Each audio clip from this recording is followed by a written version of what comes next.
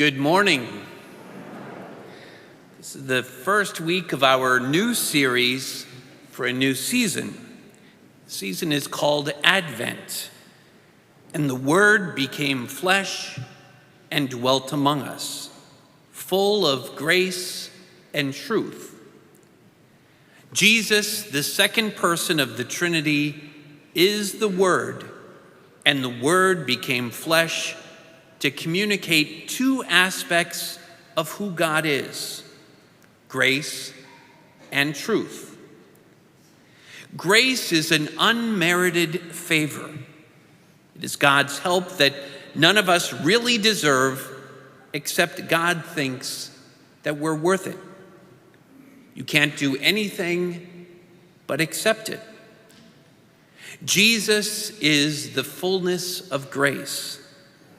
And at the same time, he's also the fullness of truth. The truth is reality. It's the same whether we know it, believe it, or like it. The truth is the truth. It can be taught and learned. It can also be ignored or misrepresented. The truth can be painful and beautiful. When we look inward, we see the truth of who we are. And that can be freeing and also constraining if we don't like what we see. And as such, the truth is the first step towards grace. We're only open and willing to receive God's grace when we acknowledge what we need. Grace and truth are meant to naturally work together. For example, it's a grace to deliver the truth to someone who's going the wrong way, who's messing up their life with destructive or self-defeating behavior. Truth leads to grace. Grace insists on truth. We need grace and truth. That's what Jesus gave to us and modeled for us. He faced facts.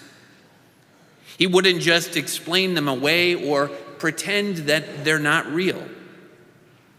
But along with the facts, he provided comfort with grace. And the two together are powerfully attractive.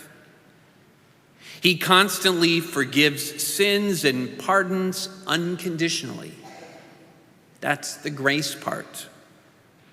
But he says, go and sin no more. That's the truth part.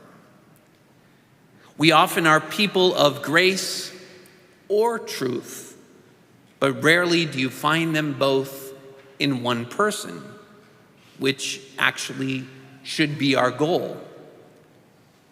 Take away grace or truth from any equation, from any dynamic, and the results are damaging for our relationships, detrimental for our work environments, and potentially disastrous for ourselves.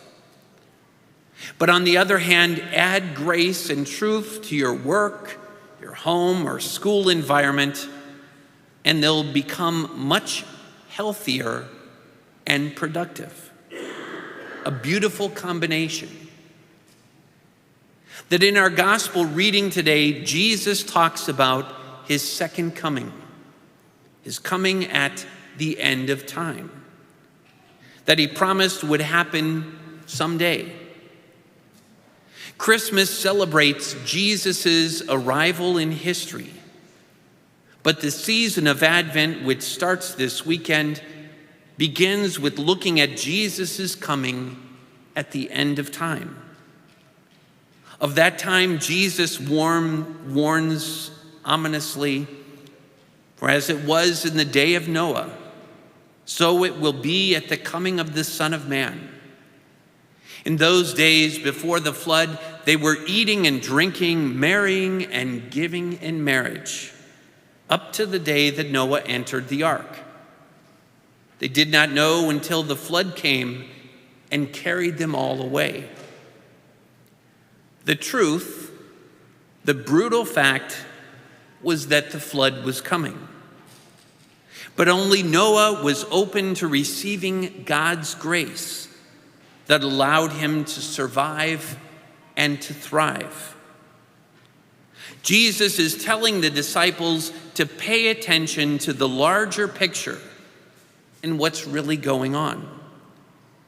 They are to be constantly on the lookout to see God's movement and activity in the world, instead of being sucked in and consumed by the busyness of life. Jesus doesn't want his disciples to be taken off guard.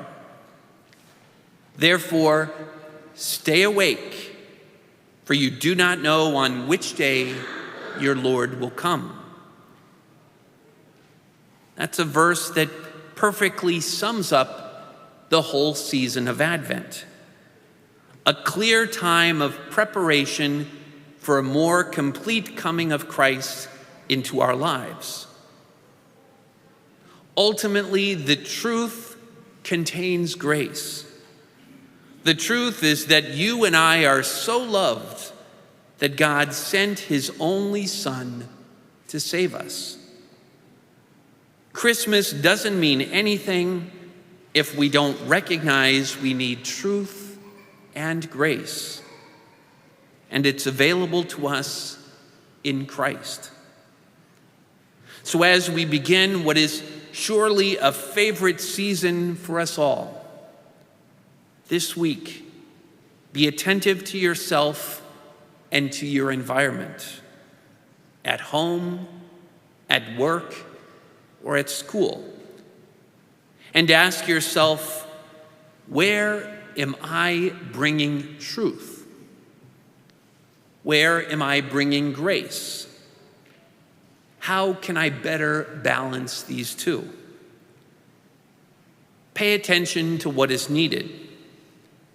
When you start paying attention to how well you're doing, you'll start to do better. And at the same time, you become more adept at recognizing God's grace and truth at work within you.